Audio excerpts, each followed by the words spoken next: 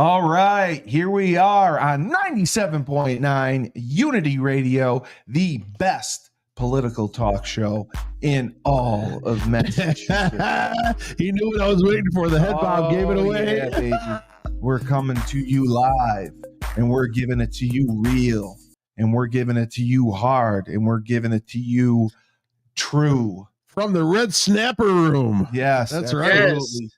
To the left of me. No, today's the PG version. PG version. To the left of me. No. The voice of reason himself. Yes, I am. Frank Cristiano. Ladies, and you know who you are. If you need reasonable counseling, you come talk to me. And then David, the man Schuman, who has 1 million YouTube subscribers. Is that your pronoun? Go to Coach Schuman. Men. Go to Coach Men. Sports and Entertainment YouTube channel. Smash that subscribe button and get us to 2 million. Whoever gets us to 1 million and 1.5 million gets $500 mailed to them. So just remember that. That did not sound convincing whatsoever. I'm down with that. You will get $500 in the mail. We know who that person is. I'll Venmo you. I'll Venmo you. You're asking Dave to stay up all night and watch the counter as I will Venmo you. I will Venmo you if you are the 1.5, the 500,000 subscribers. Dave, when you're at 1,499,999, call me and I will smash that button for 1.5. Yeah, you can send me. You don't even have to Venmo it. You can give me right in the palm of my hand. I can give it right in the palm of your hand. Very lucky to do that. So another stellar episode of Rebel Republic. And I am going to lead things off because I've had a bit of a frustration on my hands. A friend of mine, erectile dysfunction, ED. Sure, I'll take the Cialis, the Viagra, whatever you want to throw all together at one time. Yeah, we'll try it all. Does your member get hard, or does your heart explode first? Let's see. I'd like to get it for keep it going for a good few hours. Sure, a good few hours. Yeah, let's just really get it. Yeah, I remember last time you told me you were a bottom guy last time. So yeah, I gotta be on the bottom. Right. Okay, I'm sorry. I'm back. I'm sorry, Dave. But that's how I roll. Yeah. That's how I roll. But it troubles me that a friend of mine was losing business because of their association with me. And I think that is absolutely asinine, ridiculous. And I think that it makes people into cowards. I think if you have a problem with me and my views and my opinions, anything I say, I am responsible for. I don't speak for anyone else. I speak for myself. So to take it out on an associate of mine that you just happen to find on a social media site that we may be friends is ridiculous. And I'm sure that's happening everywhere in this country, where if you're friends with someone who has opposite views that you do, you're going to not do business with them. And I think that tribalism, that form of tribalism, that thought process is so just ignorant, pure ignorance to do that. And it infuriated me to hear that it happened. And I feel a tremendous amount of guilt that it happened because of it wasn't even something that I necessarily said. It was how I reacted to something that was said. And now I'm a misogynist, homophobe, and there was one more in there that's just ridiculous. So yeah, they're right. So what they're essentially saying is, feel free to pick up the soap in jail. Right. Yeah. Right. I mean, please do. I'll pick it up all day. I have no fear. I have no fear. You know what? Hey, great opening monologue, by the way. I think that's a great opening monologue. Great opening monologue. Yes. I think why can't we have differences of opinion. You're not allowed to. Not automatically go into you're a bad person because you think differently than me. That's what it's called. It was called a bad person. But boy, that's Steve Cully. He's really changed. He's a terrible person. Well, prison has done that to you, and I hope you didn't violate any of your parole restrictions. Where's the prison coming from? I didn't go to prison. You just got out. I didn't just get out. You didn't? No, I didn't go I'm to sorry. prison. I thought you did. I didn't go to prison.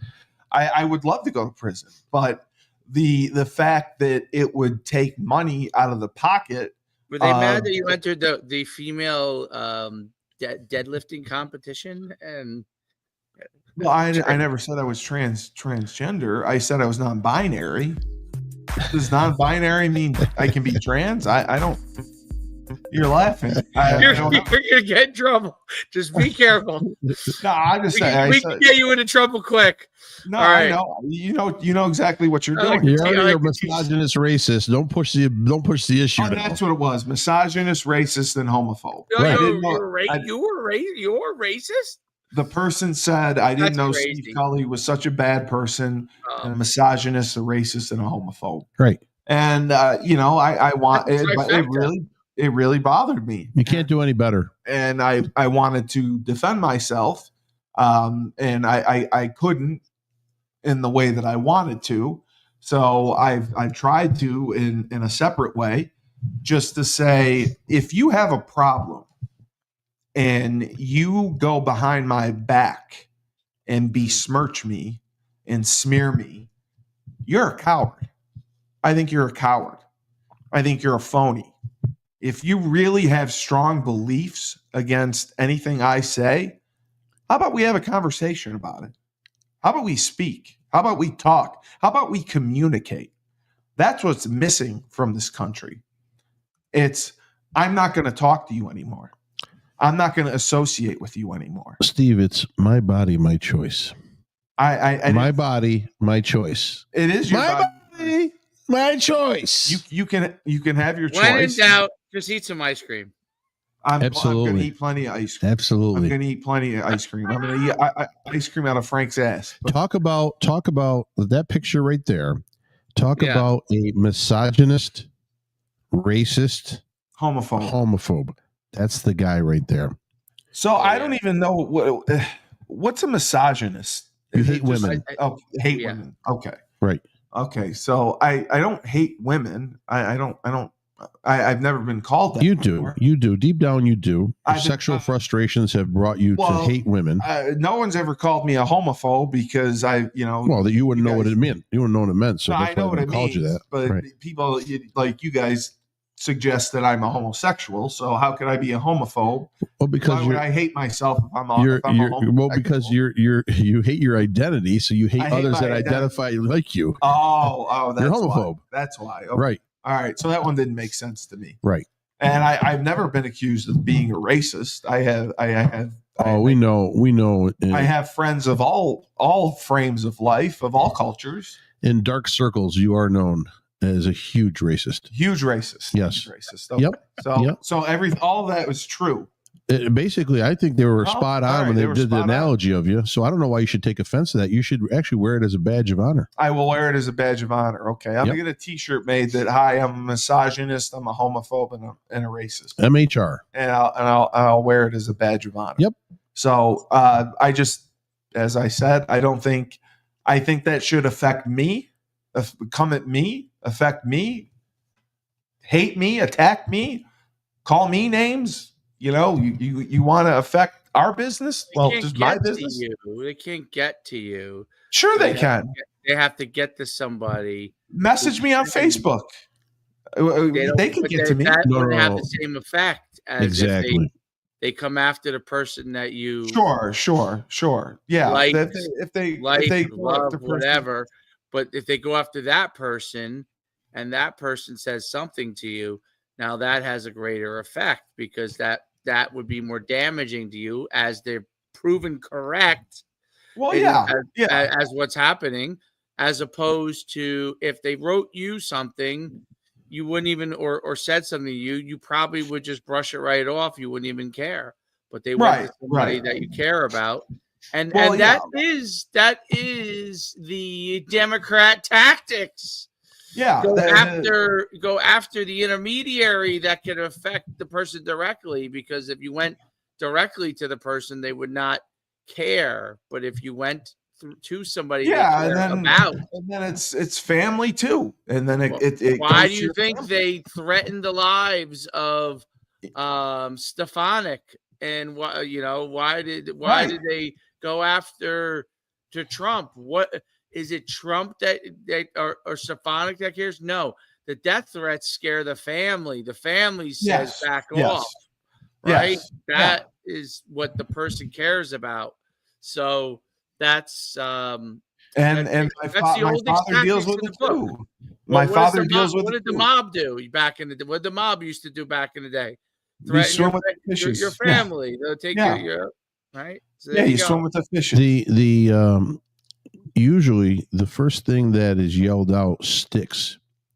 Right. Meaning that how in the media, social media, or even in groups. Trump is a Nazi. So if enough Democrats said Nazi, everybody believes he's a Nazi. Exactly. So, they're throwing stuff out at you just to see what sticks. Sure. So and I know. You just talk your talk and do what you believe is correct, and it will come through that you are not what the person that they are claiming to be. You are your own person. And that's what I'm trying to do. And as Chris Bellamy said eloquently, I am the best podcast host in the universe. And with that comes people are not always going to agree with what I say. That's correct. And responding to that is very important. Hey, we talked about. I just wish it affected me. That's all. It you know what? It'll all smooth out in time. Like the person who gave you the bad Google review. Are you going to lose sleep overnight that they're not going to come to your pizzeria? I could care less. First of all, the guy's probably in Iowa. You know what I mean? They're doing it to do it. That's the irritant and the ointment. That exactly. They play the victim. I don't. Squeaky oil gets the wheel. Right. I don't care anymore. Right. I don't. Here's my thing. I'm a reasonable person. I mean, I like to talk and get along with everyone. Last thing I like is an enemy. But bottom line, I won't support or tolerate insanity. Well, it's ignorance and insanity. Right. And so insanity has really come to the forefront in the last few years. So bottom line, if I disagree with stuff, it's because I am not mentally insane. And you also predicted that if the Democrats lost this election, they would go insane. Without a doubt. But they were all waiting for it. The memes were all out there. People were videotaping, losing their minds and going crazy. And it's fantastic. Because if it bothers you that much, 10 years ago, all right, when Ronald Reagan won, people weren't going, "Oh my God, I'm going crazy." When George Bush won, the elder George Bush, no one said. People were like, "Oh, he doesn't like broccoli." When George Bush Jr. Was president, another Republican, if you're going to pick on just Republicans. Bottom line, they didn't think he was the smartest guy on the planet. But when 9/11 happened and he gave a couple of rousing speeches, all that, we all rallied around him. Yeah. And there was none of this and none of that. Now, granted, the only difference is all those guys were politicians. Well, Reagan was an actor turned to politician, but they were basically politicians. Okay. Yes. Lifelong politicians. Donald Trump is not. So Donald Trump is going to speak, but I think that's better than plain English. Yeah. Well, it is, but it isn't. See, he doesn't play the game. People are used to the game. They're used to the huggy, kissy, politically correct speech. The joy that you say. Right. To say everything that's going to make everybody feel happy. The Obama preaching from the pulpit. That's what people want. Right. Because it makes them feel better. Right. But see, it's not about feeling better. Okay. It's about getting opportunistic jobs done in this country to continue the progress forward. And people are going to say, "Oh, well, we're set back.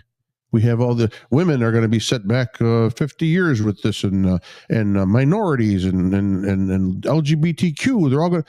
No, they're not. Because if you look into the man and you look into what he did in his first 4-year term, nothing got taken away from anybody. No, it wasn't important. Nothing got taken away from anybody. right? No. And it's not going to happen again. No. Dave, am I right or am I wrong? They're worried that.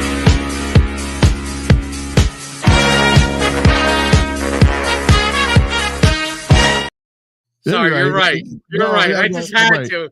You're darn on right. Just saying.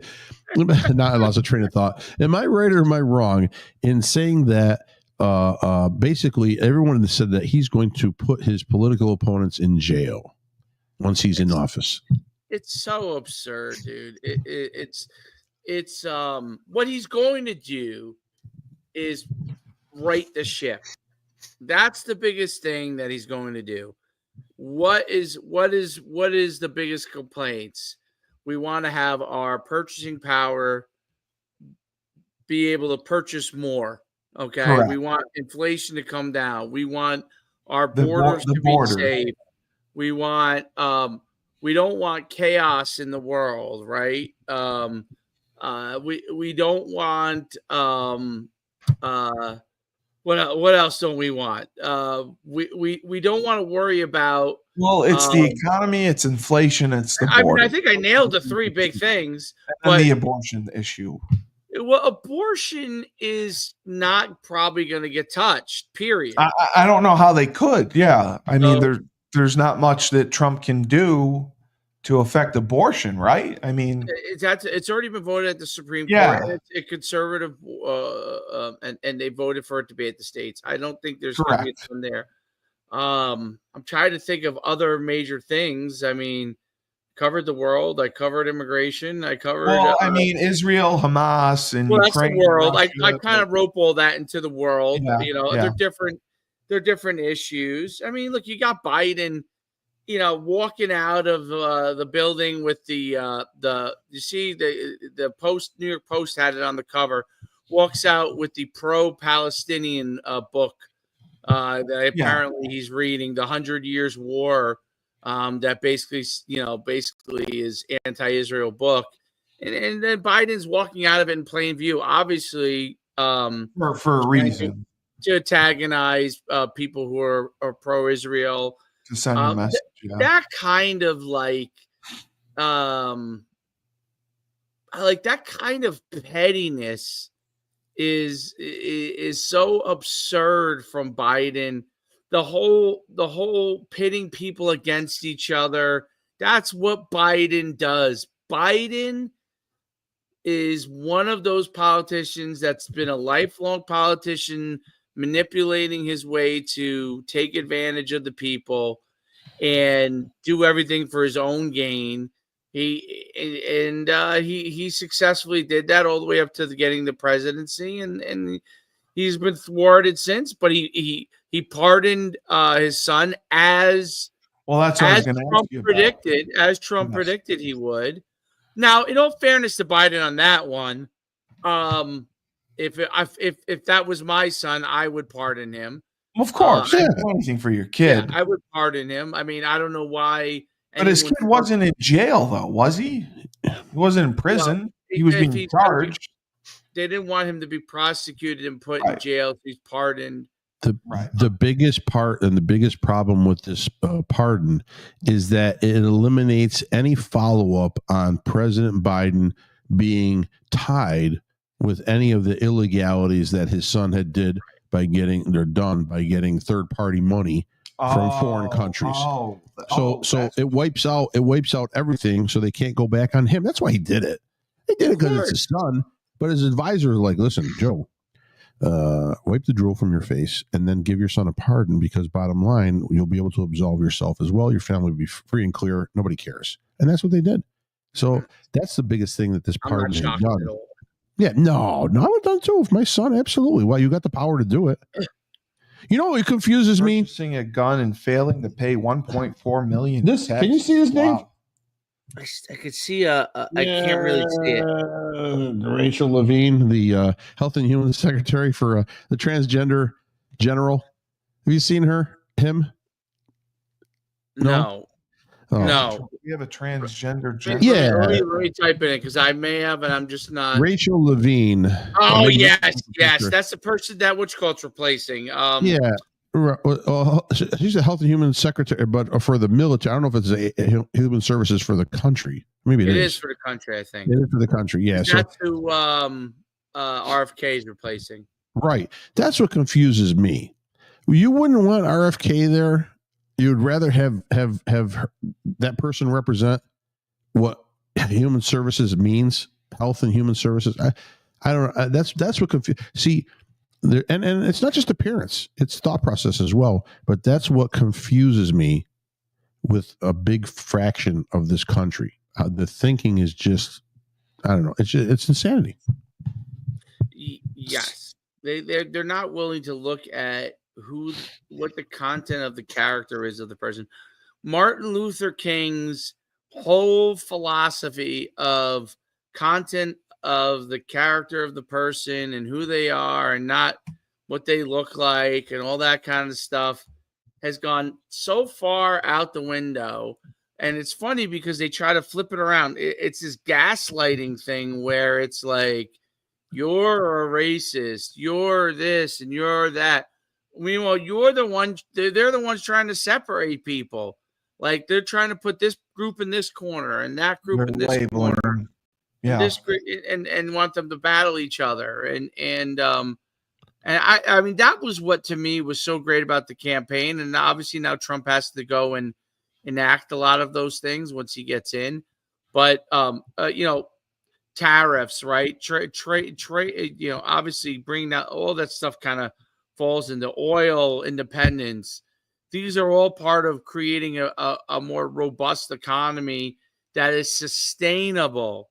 Okay. And I'm not talking about sustainable like windmills trying to give us fake sustainable energy. I'm talking about sustainable, meaning prices get a certain level of stability, tariffs are enacted. There's stuff starts to get made in America. And the truth is, I don't care if the human beings are just pushing the buttons in America and the robots are building it. It really doesn't matter to me. It matters that the prices will be cheaper if it comes from here, probably better made, versus if it's made over there, where they probably copied a product that we made over here, made it more cheaply over there, using the same robots and humans pushing buttons. Okay, and without a tariff, there's a problem. So, I think overall that has to be a thing, and I think that you got. I think Elon Musk is pushing in, for example, in the right direction from that standpoint. That we have to be able to utilize our resources, our capabilities as much as we can, because it lowers the overall cost to Americans. Housing is a huge problem. Okay, cost of housing, especially in actually a lot of areas that housing traditionally has been cheaper, it's been raised so disproportionately in some of those areas, maybe that way in where you guys live, that it's disproportionate. There's zero supply. There's zero supply. Yeah, the inventory is very low. It's disproportionate to so the increase is disproportionate to the income increases, and people can't afford it. Young people don't have an opportunity to be able to succeed, and if young people want to have the opportunity, you have to have things that are lower costs. You got to be competitive with other countries around the world. We're not going to be able to use slave labor to do our bidding, but we can use robots, right? So utilize robots where necessary to be able to take care of certain things and give the human beings more jobs that are utilize their brains and their creativity and supervisory skills, and that will allow us to be more competitive. I looked at I just watched something on Domino's Pizza, which by the way is not real pizza to me, but that's another point for another time, as you would know. Frank loves Domino's. It's a great stock. It's a great stock. What Domino's has done is taken the jobs that were boring, menial, and put that in to the robots basically, and the human beings are in charge of supervisory, allowed them to be in much more higher paid roles. Now you could argue they maybe they did cost them some jobs, but if they're able to fill more supply, which they've had a huge increase since they've done this, then you're able to pay more people to do other jobs, right? And You're telling me Domino's has robots? yes. Yeah, they have a machine now. The dough Mixes drops the on a sauce. spinning wheel. Sauce will drop down. Cheese will drop down. Toppings, everything will drop down and just slides right into the oven. Oh my And god! they have a back end. I think they're in Indiana. They're I can't remember where their main hub is, but that back end like refrigerates the dough. It puts the pizzas out. It sends it out to the distribution centers, which essentially is the stores, I guess. And it goes out to the stores and it comes out to them fresh. And then they know the demand of each store of how many they need to have out to them each day. It's pretty intricate system. It is an amazing system. I don't know how good the pizza is. I haven't had it in years. No, I can't. Listen, you can't get a robot. No. Okay. I agree, Dave, but I disagree. I'd rather see humans do all work possible. I'd rather see zero unemployment. It would never happen, but I'd rather see zero unemployment. I'd rather see more people into trades. Granted, that raises the cost of everything, but in turn, like even with tariffs, I mean, I think the government will do subsidies for many parts of this country to be able to offset any losses in tariffs. So there's got to be a way to balance it out, but I think we all need to be to work. Physical work. Yeah, I mean, we're missing that way. I can't. I'm in the small retail workforce right now, and I can't find anyone to do anything manually. Are you serious? That was why, by the way, Domino's. That was why Domino's went to robots. Correct. I understand that, but I think just broke in the new chef. I think if you force people to have to go to work, in other words, there's not as many government aid programs. There's not as much assistance. They have to go to work. And then once you're working, maybe you can get some assistance. I think that's the problem. See, we say, somebody can't find work, so we got to give them assistance on that. My thing is, there's work there. They don't want to take that work because they don't like doing that kind of work. Well, so they'll just go. Think they're worth more. They'll just go and collect a subsidy from the government. You're right, and worth more or less. What Steve said is the case. Right. Made a point. Right. But you know what? With no education level, no skill level, minimal talent, what are you worth? There's a lot of people that don't have a skill, don't have a talent, don't have a diploma, but they still refuse to work. Correct. Because they can go to an office once a month, fill out an application form, and they can get government assistance coming in. As long as they show that they're trying. Right. So there's work there. They just don't want to do that kind of work. So would you say that you're currently understaffed? No, I'm okay right now. Okay. I'm okay, but I can't find, there are periods of time where I just, you got nobody wants to do anything manual. They don't want to lift. They don't want to push. They don't want to sweep. They don't want to mop. They don't want to wipe. They don't want to build anything. They don't want to do anything. They just want to make pizza. They want to be on social media. They want to be on their phone. They want to be on they want to be a YouTuber. Well, they want to do anything they can do. Damn YouTubers. Damn YouTubers. So especially you, Dave. Do you have a no phone rule? No, what's that? Do you have a no phone rule? No, I allow them to bring in their phones. Because, you do? Right. I did that before where I would tell them no phones, or I would lock their phones up when they come into work. I just put it in the drawer. When you go on your break, you can go get it. You should have seen the insanity. They went nuts. They're literally, they go into withdrawals. They go into shakes because they have nothing to do. Well, you do have something to do. You have work to do, right? Yes, you have your job. No, it doesn't work that way. So no, I let them have their phones. I have to monitor them when I'm there, and I monitor them all the time. I look on my camera and I call them. Hey, get off your phone. You can see when. Yes, but I shouldn't have to do that. No, you should. That's insanity. That kind but the problem is, no one wants to do any manual labor anymore. Right. They don't. Right. Because it's too difficult. It's too much effort. It's too much time put in. And I understand that. It's tedious doing manual jobs. It's tedious doing something that you don't love. Of course. But bottom line, you got to pay bills. How are you going to eat? Yeah. Right? How are you going to feed your family if you have a family? So there's got to be a give and take in what you're going to do. But the thing is, no one wants to do that. I really think there's got to be something from the government for every person that is employed under a certain level of income, let's say under $70,000, $80,000, maybe under $100,000, the government will set up a 401k for you and will participate. That would be something if they actually right. did So that now now you work at McDonald's because that's the skill level you have, or that's all you can land right now. You have incentives. You're going to get a retirement plan from the government because you are working, right? Maybe you'll get medical, some kind of medical. That's another thing we have to for working people. How do we get socialism? It does. But I'm telling you, on certain issues, I am more of a socialist than I am a capitalist. I'm definitely a capitalist in my heart. As far as medical care, medical care, employment. I want to see everyone working. I want to see everyone, because it's not fair.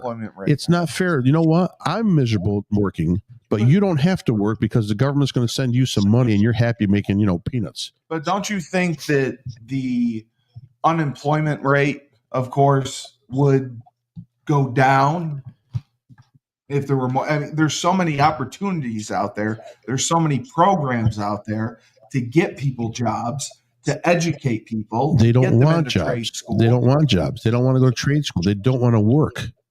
The basic person does not want to work. If they could, they want to do that. Just hang out. They want to go. They just want to hang out. Go fishing, read a book, go to the gym.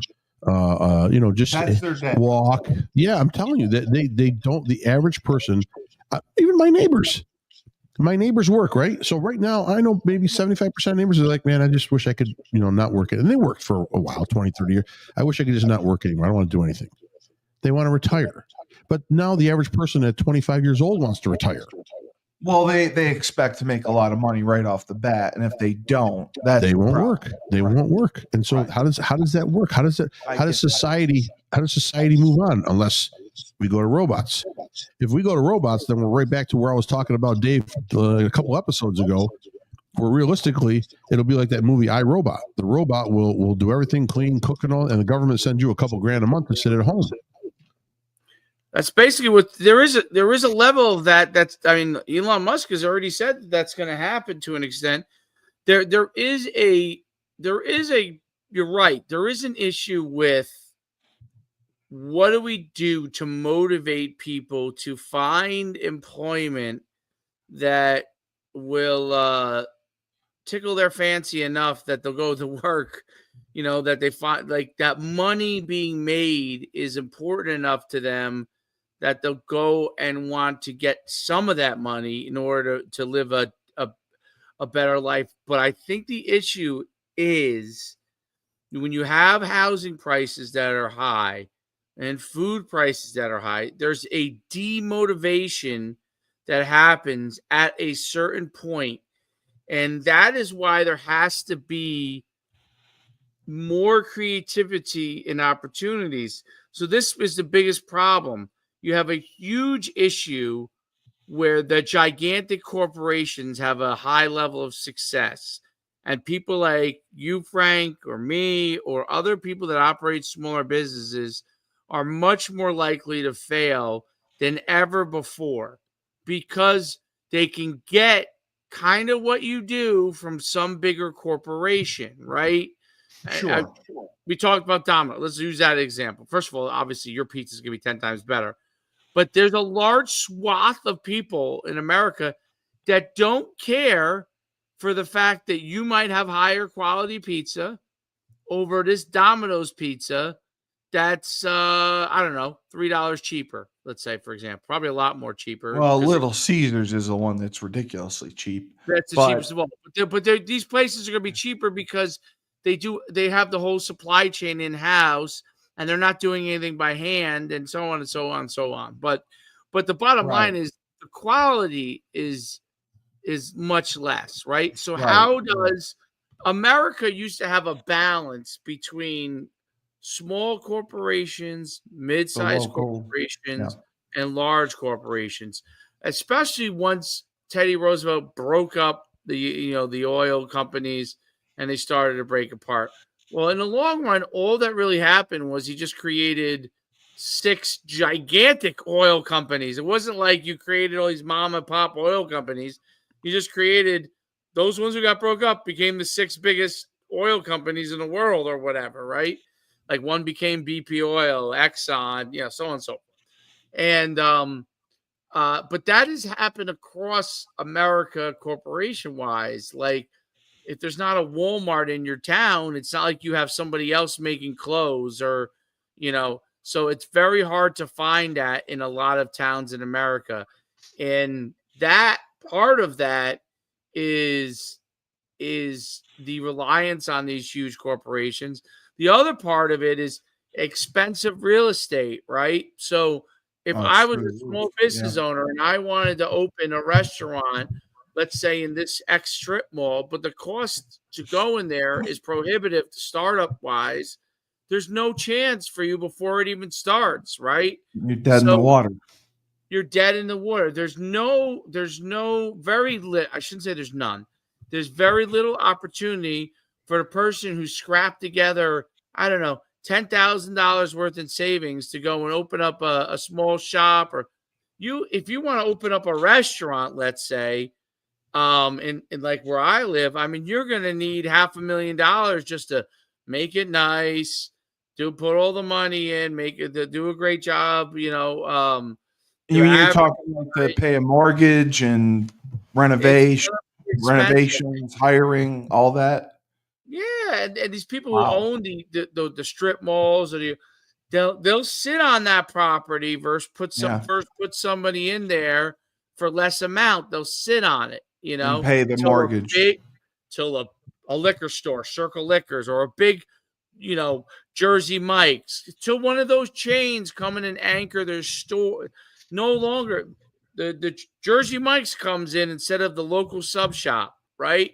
Yeah. Circle Liquors comes in instead of John Smith's Liquors, right? All these things are happening all the way across America. The chains are anchoring the stores of the The strip local malls. market. Yeah. Yeah, and that's crushing small business because they can't compete on rent alone. You raise the rent, that squeezes out the small business person from even trying to do it. They do. And Yes. and then you bring in Jersey Mike's, you bring in Chase Bank over here. You bring in these anchors are all corporations. And to me, that's part of like crony capitalism, not true capitalism, but crony capitalism, where the group that has squeezed out through monopolies a large portion of the Americans of being able to have a chance to success. Think how hard you have to work. It's not prohibited. It's not.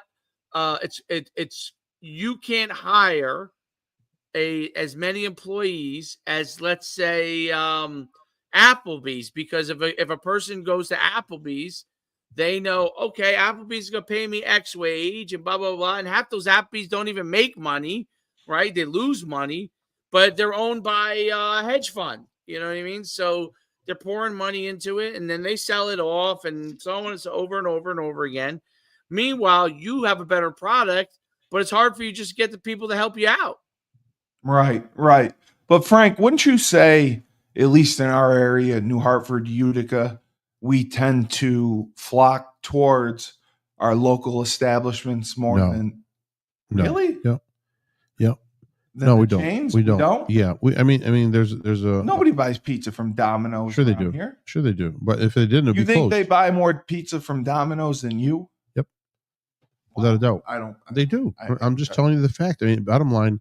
How would you know that is fact? Because I talked to the Domino's manager, he tells me how many pizzas Oh, he you sells a do? night. Yeah, Oh, I know the okay. guy. Okay. All So right. they sell hundreds a night. Hundreds A night. On a Friday, they could sell 400 pies. But your That ain't pizza bad. is That's pretty good. much larger, and you get much more. It's for a your little bang larger. for It's your more. buck. It's more. You know, I mean, I pay for my ingredients. It's a different. It's a different product. But I'm in a market, and I can only talk from my experience. I'm in a market of food that is saturated. Like everybody does pizza. Right. Everybody. Food trucks around here do pizza now.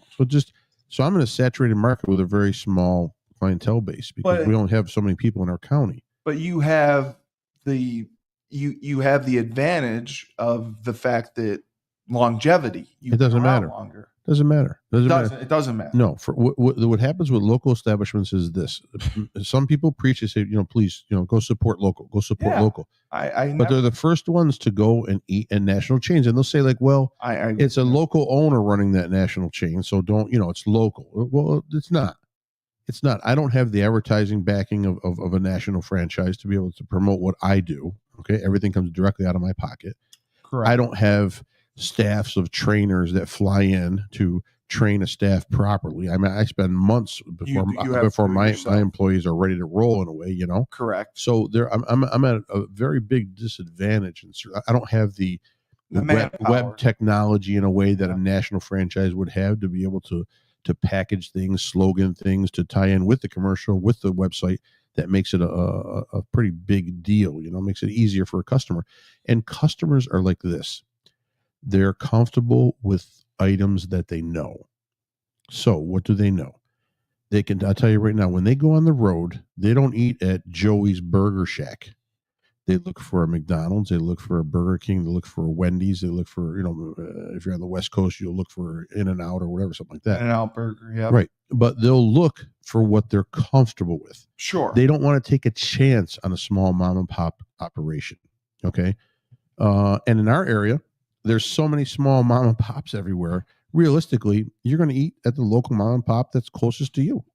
So I'm not going to draw people from 10 miles away coming in. I got to get that pizza right there because there's so many different choices. People from Utica aren't going to drive to New Hartford for Tony's Pizza. Not many. Maybe somebody ordered for delivery. So if you had to say, out of the local pizzeria establishments in our area, who would you say does the best numbers? Just pizza and wings.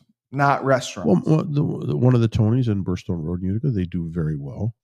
Not as good. Well, Venice does. Venice Pizzeria does very well. Yes. They still do decent, but it's spread out. Big J's Pizzeria. There's several that do well, and there's several that are choking on dust. Pizza Boys. Yeah, but again, it just all depends. Everyone's eating a little bit of the pie. Think of it this way: if there were 50% less pizzerias here, I'm going to make at least 25% more profit.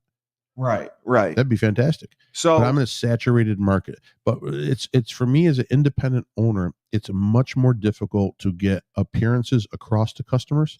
It's much more difficult to get marketing out to customers at such a rapid pace. Yes. And it's much more difficult to acquire new customers. Correct. Because people are ingrained in their ways, and someone has to bring them to me. And then maybe I can make an effect. So a national franchise has a lot of perks. Dave, what would you say about you? Because your industry is completely different as far as with, working with high school recruits and their parents and navigating through the recruiting process. How would you say you get the majority of your clients, and would you say that your client base has gone down to national recruiting services? Well, national recruiting services is where most of the people go to. So, they do, right? Yeah. So, but I mean, for your area, you're still the guy. Yeah, but they still all go to that national recruiting service. Like I can't tell you how many times over and over again. It's a comfort blanket. It's a comfort blanket. Yeah. Yeah. And then they don't even, they'll all complain that firm doesn't do anything for them too. And, but they do it just because they feel like they're covering the bases. So the people who are able to spend money to begin with are people who will say to themselves, I'm going to cover that base by going with this group because they're the bigger group. And then the other thing that you have, it's a little different in recruiting wise because a lot of regionalization of things. So, yes. But the bigger area that's an issue in like what I've seen is, for example, if you looked at like training, for example, right? Yeah. So you have national firms that are, like D1 Sports or some of these other like training facilities that are franchised. Like for NFL guys to get guys ready for the NFL? Like athlete training places, Oh, okay. Those don't do, I have to say, like the local ones probably compete as well with the national ones. people will all try the national. See, the thing is, they'll all try the national brand. They'll all try it because it's what Frank says. There's a comfort to it. This is a national brand. They'll all try it. They'll have some will enjoy the experience. A lot will have a bad experience, and then they'll go to the local brand. But they won't do it the other way. They won't try the local brand first. All of them. You know what I'm saying? They'll try the national brand first, and if they don't like it, they'll go to the local guy. Okay, or Dave Portnoy comes around, and in our town, Dave Portnoy really loved one of the pizza places, which a place that we thought was the best pizza down here too. He gave it a great rating. These guys are rolling in it now. So and see, here's the difference. He came to Utica, so he came to our area. Frank hates Dave Portnoy. No, I do not. He came to our area, right? He reviewed 3 spots. Yeah. And you know what it did for all 3 of those spots? Absolutely nothing. It did. Nothing. Did they get high ratings? Yeah, I got like 8.1. That's really good. 8.2 or 8.2. Yeah, 8.2. Right. I also think there is a time period lapse on that too. So when Dave Portnoy was really doing that, I think that was like a few years ago, and I think maybe COVID might have been a big part of that. I can't remember. Yeah. But that there was a huge effect. I would be curious if the pizza place that we go to still has that bump from him. It's a great thing though, because it's sending you instant customers in to at least sample what you have, and then if maybe 1 out of 10 you keep. So it's a big boost. But for us in our area, that did absolutely nothing. We don't have enough people in our area. So let me ask you this: if you did something like 10-cent slices, they'd be lined up just to give Steve a taste, Steve, and then you don't think you'd retain anyone from that? No, let me give you a perfect example. And this is like Rebel Republic. Supposed to be talking about politics, but whatever. This is politics. Yeah, but this is the economy. Right. So there's a pizzeria a couple miles away. Great guy. We sold him the building, different company, and he does hand tossed, and he's been doing it for years. He does $1 slice day. Yes. Any slice in the window's $1. Right. It's been raised to $1.50 over the last few years, but for like 12, 13 years, he's done $1 slice day. So he had lines outside the door. I mean, I'm talking he would sell thousands of slices a day, right? My father, goes and collects the mortgage payment every month because he sold the building to the guy. And he looks at Tuesday. It's Tuesday is $1 slice day, and he looks at the lines. Oh my God, you see the lines over at this place over here? It's amazing. I go, I could do the same thing. He goes, no, you can't. Yeah, I could have the same amount of lines too. He said, no, you can't. You can't do it. Just this guy can do it. Just this guy. So I changed everything around. 1 day a week, I did $1 slice day. I did it on Mondays. I would sell literally 2,500 to 3,000 slices on a day. But the profit margin is very small. Yeah. Right. So, but I mean, it was from 3,000 slices. You would retain from 3,000 slices. Yeah. I dropped down to 1,800 slices a day, 1,900 a day from 3,000. Why did I drop down? With the same deal, or you're saying normal? I had to raise the price 25 cents. Okay. I had to go from $1 to $1.25, and I lost 30% of the customers. Wow. They just said that's not worth it now for $1.25. When they were paying me $3 before. That blows my mind. You know what I mean? So this area is the toughest area in the world to crack. I'm sure in the hills of West Virginia they have the same problem, but this area is the toughest area in the world to crack because it's all perception. They will pay tens of dollars for a couple slices somewhere else. Yes. Right. And my stuff is just as good or just a little different style, but it's just as good on that. And they will argue over a quarter, for that slice. Or paying and it costs too much. Cover cost. So perception, right. Perception, right. Yeah. No, Dave, if you go out for music in Jersey, do you got to pay a cover charge to go out to hear music in Jersey? I'm pretty sure you do, but I don't even go out anymore, so I don't know. You got to pay cover everywhere. $5, $10, maybe you got to pay to get it, right? You usually, if it's a bar, that's what they do. Although I will say this, that has changed a lot. That has gone away. Yep. And I think their main reason is they can't get enough people in the bar, period, Correct. Because younger people don't drink as much as my generation. Yeah, they do. Correct. You're 100% correct. So it seems like it's gone because I'm next to the next town to me, like is Red Bank, which is a pretty Yeah. big. People go out there and eat. We go there, eat a lot, and I know like one of the guys who used to coach with me. He like works at a bar, and I noticed they don't really have like covers at a lot of these places anymore. So I'm guessing. So now some of them do. There are some that do, but those are probably the most popular ones. Yes. But kids don't drink as much anymore. That's the bottom line. They No, just right. they don't. They'll just stay home. Right. And We They get see that. high. They get high, dude. Yeah, Right. smoke weed. Right. Yeah, you're right. $5, Dave, at the door. It's like I'm having them sign over their firstborn to me. Yeah, it's like a mortgage. $5. Really? Yeah, No it's lie. crazy. It's ridiculous. No lie. If you have a absolute- comedian, they don't want to pay like $5 to see. a comedian, we would charge, I think it was $10, $12 for a $15. ticket. They didn't want to pay $12. It's insane. They don't want to pay $12. And they got to buy 2 items when they're there, a drink and an appetizer or something. You know, that's how you make your money. You don't make it on the cover charge. Hopefully that pays the comedian. Yeah. But they don't want to pay that. They don't pay anything. They don't want to pay anything. But if someone comes in and gives them fluffed up shit on a platter, you know what I mean, with a lot of social media bang behind it, Right. they line up like it's Right. like they're sheep going to the slaughter. So, Dave, you're saying that people will go to national recruiting services first and then come to you after if they don't get the results that they want? Yeah, in Or the general, yeah. attention. I mean, so I mean, recruiting's a hard kind of business to compare Very to hard. like It to doesn't. compare to like traditional Yeah. retail or anything like that because it's a different It's type of business.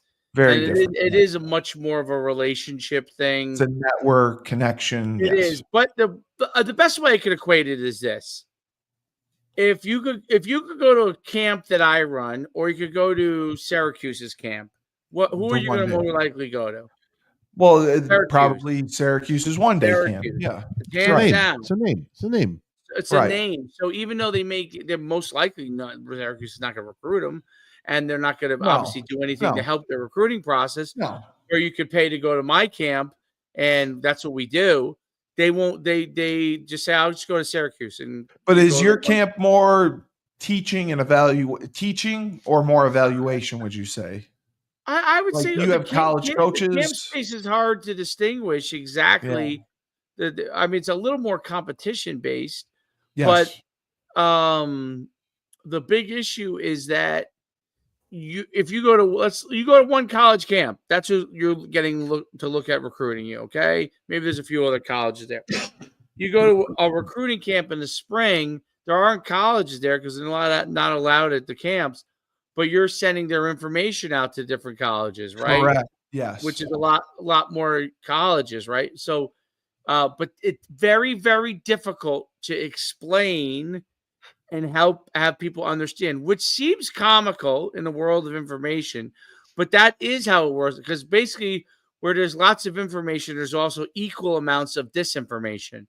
And when you have equal amounts of disinformation, it basically cancels out the amount of information that's out there. So if you go, for example, I'll use a simple way of putting it. If I run the wing tee, okay, and I could show you all kinds of videos of why you should run the wing tee. And then I could also show you an equal amount of videos as how you could stop the wing tee and why the wing tee is not a good offense to run. And that cancels out the information. So when you cancel out the information like that, people don't know what to trust. When people don't know what to trust, their default is the bigger company. The comfort. And that's kind of what Frank is talking about. I get what you're saying. You're getting two different types of information. Someone gives a bad review because they just don't like Frank, okay? But everybody else loves him. But all they know is that one bad review, okay? Right. Like I always used to say with my camps, in 20 years of running camps, I've had 5 reviews badly written about me on like the internet. Really? Yeah, and people have pointed to those. I said, we've been around 20 years, have served over probably 200,000 people. Yeah. 5 people, place kids everywhere. But see, it's so that's why I say there's information and disinformation. So the disinformation can cancel out the information, and when that happens, it's the same thing that happens when you're toting your side on the Republican side, and the Democrats are toting their side. That's why it's hard to get people to have a conversation. That's why when you have like a one-on-one conversation like we're having, we have a much better opportunity to sway people than you would if you're having a conversation one-to-many, because they're just kind of entrenched. And so whoever doesn't like you, doesn't like you. Whoever does like you, likes you. That's pretty much it. Very few people are moving. But that is trickled into in my opinion, is trickled into business. Yeah, It's it part of has. the economy, and there are a lot of there are a lot of positives that big corporations. There are plenty of positives of some big corporations, right?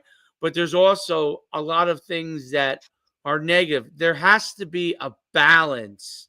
That's Correct. the problem. There isn't balance in No. business, and without balance in business, the bottom line is big corporations win.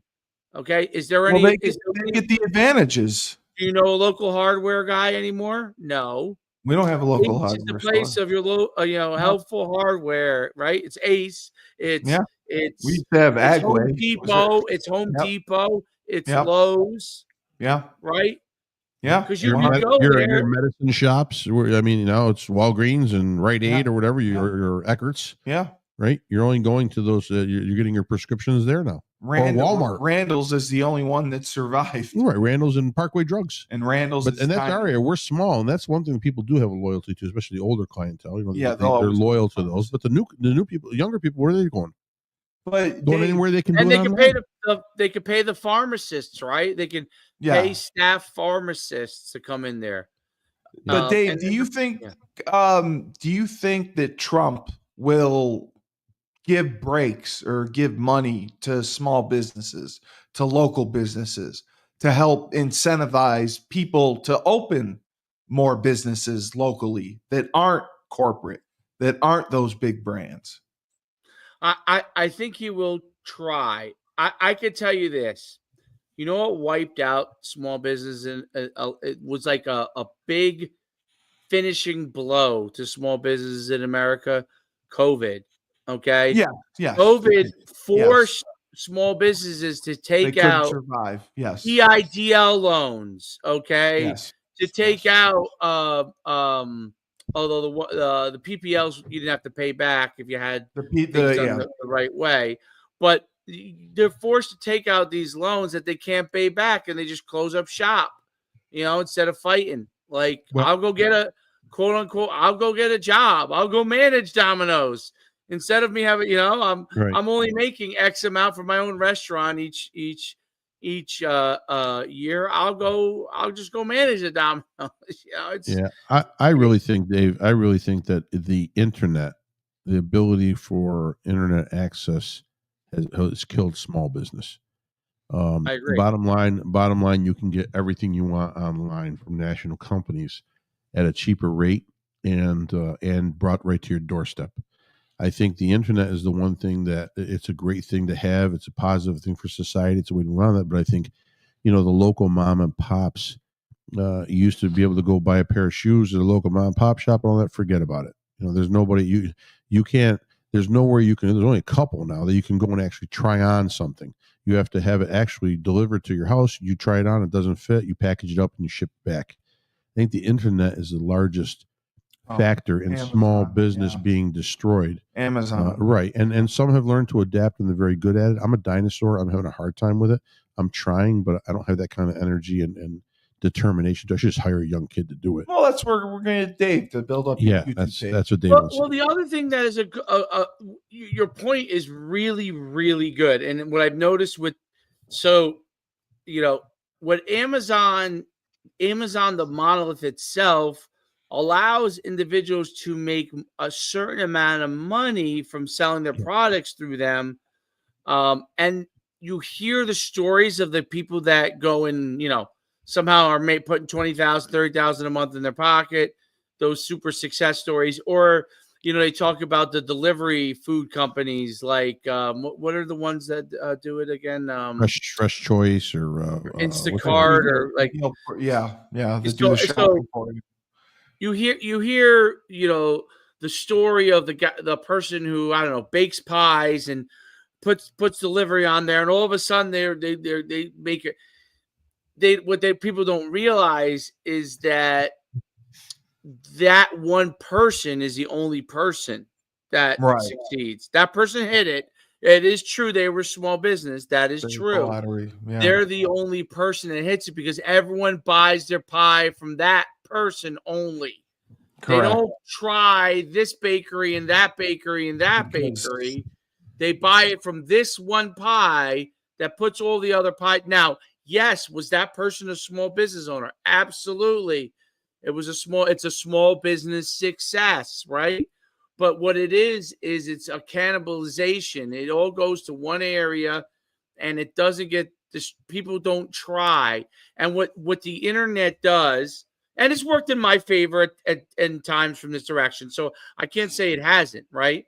Because I knew how to leverage it at certain times. Listen, my camp business, I built it up from Google Ads. Okay, that's the way to do it. I realized that was how to do it in you got to buy the Google Ads, 2006, I think it was, and I was nailing it. Yeah.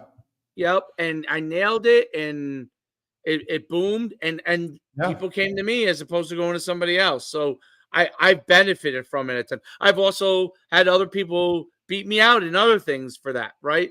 Sure. But the important thing is that it's kind of a thing where one person in general kind of wins for a certain period of time. It's not also long-term sustainable unless they get some sort of investment. If I make blueberry pies, if I can make all these blueberry pies myself, but then there comes a point where the number of orders are coming in where I have to hire people. And when I have to hire people, that cuts into my margin, right? But if I'm making the blueberry pies and I'm at capacity, sure, I'm doing well.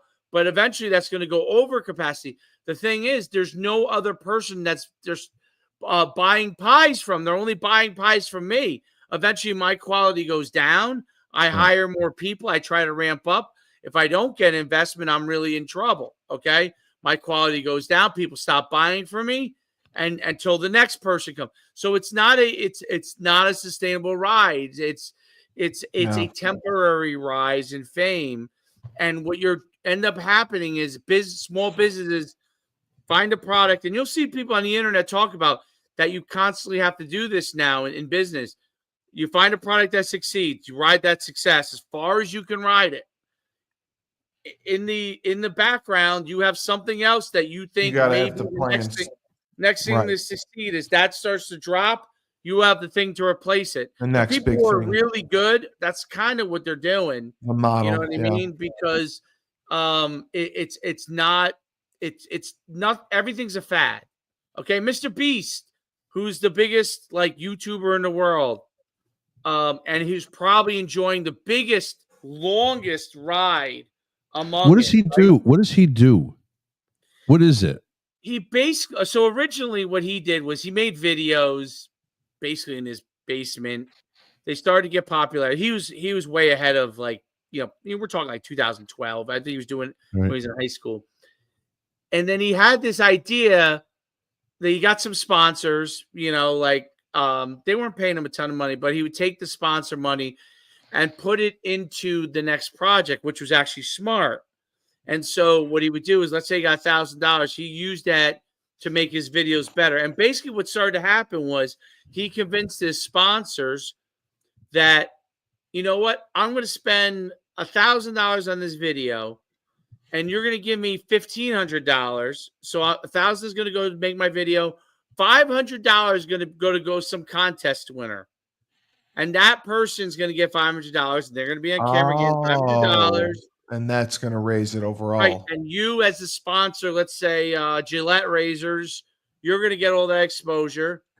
And now I need $10,000 and I'm going to give $5,000 to a person, and you sponsor you're going to have the opportunity to get this exposure and probably sell more than that amount. And I'm giving away $5,000 on my next contest. And so he did that repeatedly until he was giving away tons of money. I mean, still is giving tons of, and all these crazy different projects. But what he did was smart. He started expanding into different retail items. He had the I thought he Mr. did Beast burgers. Didn't he do burgers? burgers. Garbage, by the way. We've ordered Yeah. it. Yeah. My son likes Mr. Beast. We ordered. It's not even a real restaurant. They utilize local kitchens. It is. Yeah. There's one around here that does it. Yep. It's bullshit. Okay. Yep. Yeah. That's not sustainable. Okay. No. He has the candy bars or whatever that I guess have taken off. It's a lot like him and Jake Paul, the Paul brothers, have done a great job of Monetizing. Yeah. retailing what they've done. They've had some things that are really successful. They've had things that have failed. Yeah. But they've always gotten paid. They put themselves in a good position. So those guys would be examples. They would be the example of the mom who made the blueberry pies and scaled it all the way up. They would be my example. Now, the question is, how many Mr. Beasts are there? If it was really a sustainable ecosystem, there'd be Mr. Beast contest things, you would see people. thousands of them More that are people really doing making a lot of money. There's Yeah. probably 10 that are making money. Yeah. Probably Yeah. 10. It's Right? a tough nut to crack. Yeah. No, I I mean, agree. anything's a tough nut to crack, but is there a local Mr. Beast? Like, let's ask that question. Is there a local Mr. Beast making videos, making enough money to be able to do? No, because it only can be one way: scale or nothing. Right. Right. And it comes down to the That's content. the hard part about the internet, and that it's the great part of the internet. It's the part that made Elon Musk rich. He was PayPal, and if you ever seen the picture of all the guys that were in that original PayPal group, all of them have gone on to first of all, obviously they got paid a lot of money when they sold PayPal, but Sure. they took it into these other companies that they've all in totally all different kind of things. But Elon was one of them that was a part of that, and they've all built different companies. But it's very, very interesting because the scale or nothing model is basically what everything has become. Yes. That is hard as an ecosystem, in my opinion. That's what Trump. That's what Trump's doing right now. Then, Trump, you have Trump sneakers. You've got Trump watches. There's Trump fragrance. There's Trump cologne. Right. Trump fragrance. He's expanded the ecosystem. He's hitting it on all edges. Genius. So, Frank, I will give you the last word. Yeah. Do you think Trump coming in the office will make a big difference on helping small and local businesses grow? Well, you think that's part of I think when people have more money in their pockets, small business grows. Right. So I think, yes, there will be an effect. I think it'll be exponential once he lowers fuel costs. And I say him, but I mean, it's a concerted effort across the board to get energy costs, fuel costs, everything down. Once that happens, all your other costs are going to come down because transportation is less across the board for everyone. So the costs are less getting product to you. And in turn, they charge a little less when they sell it to you. So, I mean, I think without a doubt, here's my concern. I hope he lives to get to the inauguration on the 20th. Just worry. I worry someone else is going to take a pot shot. Now, granted, you're right. That would make J.D. Vance the president of the United States. I would assume he would go from vice president to president-elect. So I don't know if that would, be a desensitize someone from doing that because J.D. Vance might even be you got a smarter guy in there. You got a real, you got a true politician in there, and a military guy and someone who understands how the workings of government do. So I don't know that, but if for some reason, even my father has me convinced for some reason, someone's going to take another pot shot before the 20th of January. I do too. I think it's going to be poison. I hope he just survives, gets through. And once he's in, he's in. But yeah, I just think there's a lot of forces working against Trump.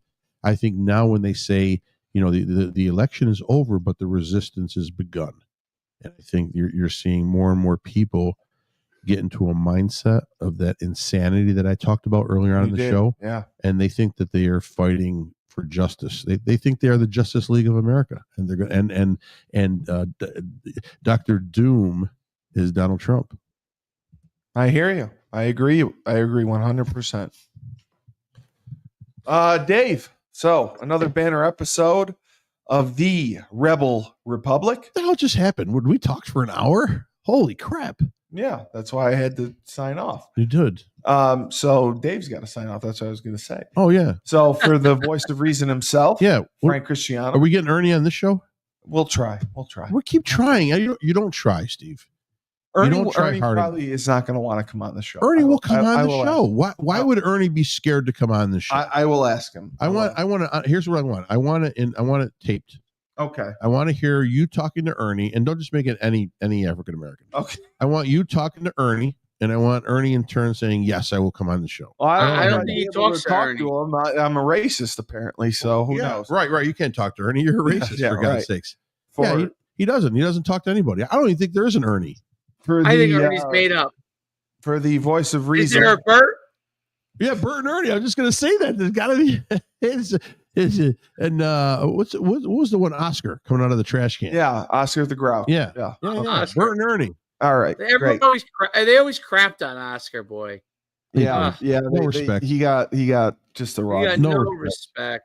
No, I think he was a misogynist too. Yeah, just like me. Yep. So for the voice of reason himself, we can't get Ernie. Frank Cristiano, stop harassing Ernie. And the next greatest influencer, David Schuman. We're gonna have 2 million viewers before you know it. Can you show me how to do Google ads? How to buy ads? I need to know how to buy I can Google. show you how to do that. All right. Okay. You Jesus. can? Yes. Yeah, but you're a racist. You're a misogynist. I know. You're homophobe. I'm everything. You don't like yourself. I don't like people. I don't like myself. Yeah, I don't like myself. I just like the bottom, baby. Put me on the bottom all day long. Ride that Bronco. That's right. Just ride that Bronco. That's right. Ride the bull, baby. That's it. P. Diddy. Probably what got you in trouble. P. Diddy. Freak out. Get that lube. Freak out. Get that lube. Freak 1,000 bottles of baby oil. Freak out. This has been Rebel Republic. Oh, we lost 97.9 Unity Radio. I'm your host, Steve Cully, for Coach Schuman. Remember, when life gives you lemons, don't make lemonade. No. Take 2 oranges and throw them back at life.